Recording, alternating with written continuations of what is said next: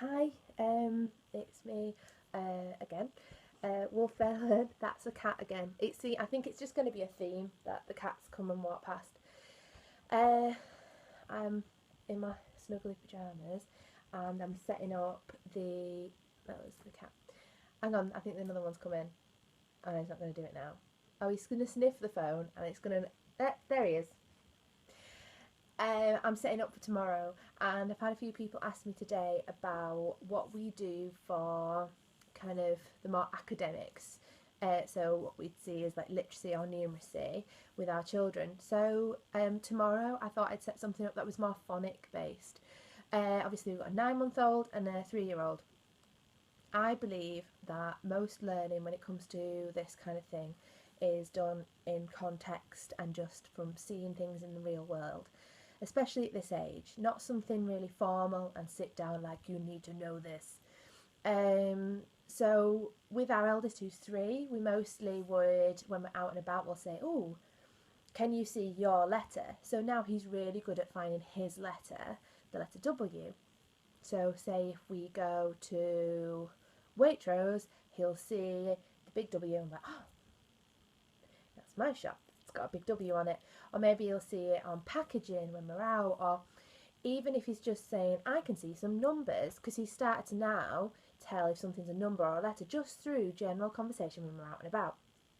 So Wolfie, our eldest who's 3, he's focusing at the moment on writing a W, which he can do, but I'd like him to do it more independently and just, just for fun, rather than feel like you need to go do a W. I want him to just kind of, it's just part of the rhythm of his day.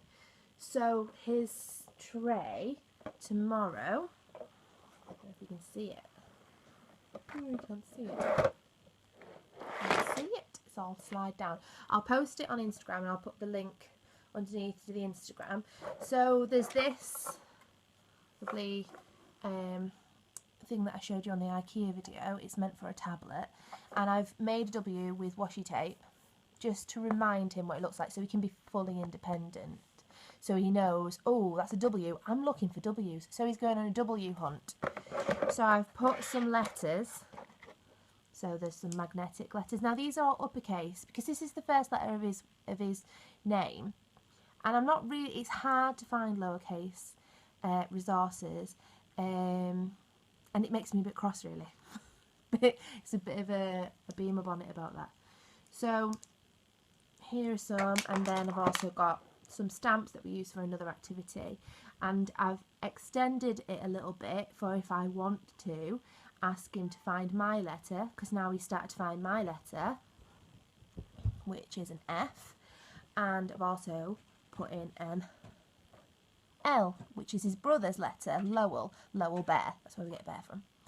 So I can extend that, or he can maybe point it out, because he does now with, he knows my letter, his brother's letter, his letter, and his dad's letter. He also knows X and Q. Now that, I think, is because we watched a bit of Old Sesame Street. We watch Old Sesame Street as like a calm kind of thing to do. And I think he's got it from that. But I have to shout Z really loudly when it does the alphabet because it really bothers me. I've put some building blocks, now these are lowercase, building blocks out for him to find a W. And these are nice. I've got uppercase on one side and lowercase on the other side. Well done, they're beautiful. And some more here. So he's got to find the W's. And then when he's finished that, he's found all the W's, then I have a little pad. It makes them feel really grown up if you give them their own little pad.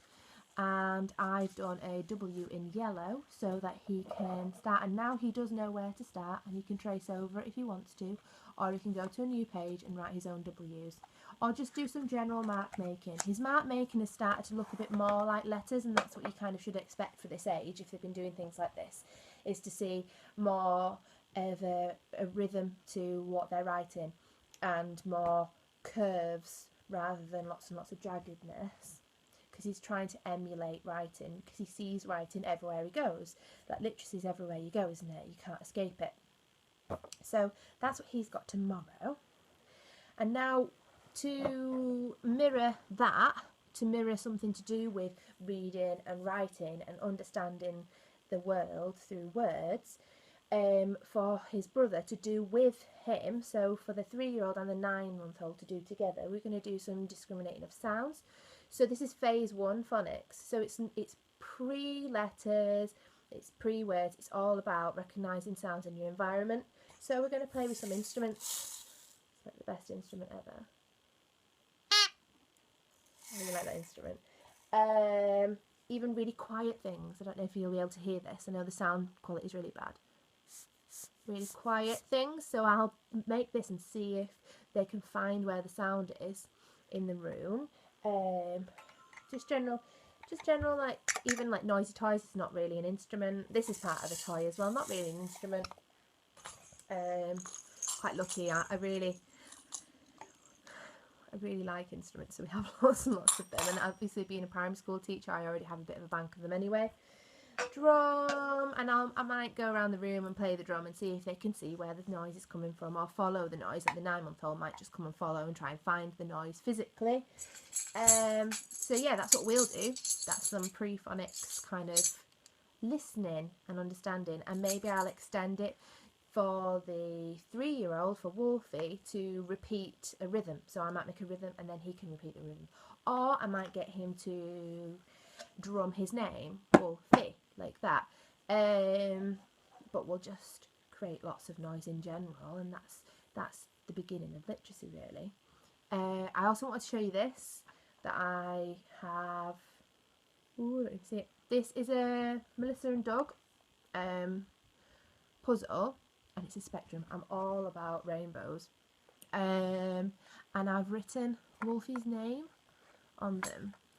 Can you see? So it's just for him to start recognising how his name goes together. And it's just a casual thing. It's like, oh, do you want to go do that puzzle? Or it's put the puzzles out, and then he'll start seeing his name and he'll start recognising it. He already knows that after the W, there's the O, which is quite interesting. It just happens if you keep showing them these things. I'll do another video about how phonics itself works, but I wouldn't say that I'd be doing that kind of set phonics phase 2 and onwards with my children. If you want to know more about phonics and about the structure that most schools generally follow, I mean, schools buy in different kind of schemes, but most of the schemes are based around letters and sounds, which was something that the government made a long time ago. And Letters and Sounds have got a really good website. They've got some online games and online resources that you can get hold of. I'll put that below as well. And another day I will do one all about numeracy. Thank you.